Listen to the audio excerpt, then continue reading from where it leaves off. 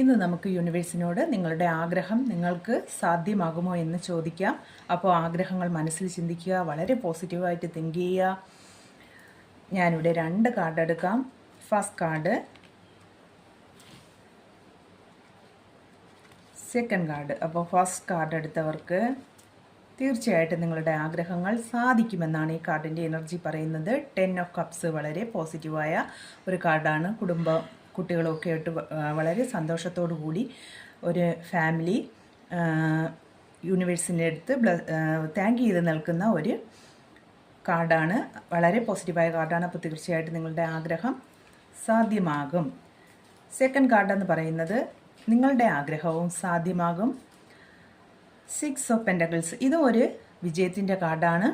അപ്പോൾ നിങ്ങൾക്ക് first card എടുത്തവർക്കും second card എടുത്തവർക്കും തീർച്ചയായിട്ടും നിങ്ങളുടെ ആഗ്രഹങ്ങൾ സാധ്യമാകുമെന്നാണ് യൂണിവേഴ്സ് പറയുന്നത്. എല്ലാവരുടെ മനസ്സിലുള്ള ആഗ്രഹങ്ങളും വേഗത്തിൽ സാധ്യമാകട്ടെ. എല്ലാവിധ ഐശ്വര്യങ്ങളും ജീവിതത്തിൽ ഉണ്ടാകട്ടെ എന്ന് ആത്മാർത്ഥമായിട്ട് പ്രാർത്ഥിക്കുന്നു. Thank you universe.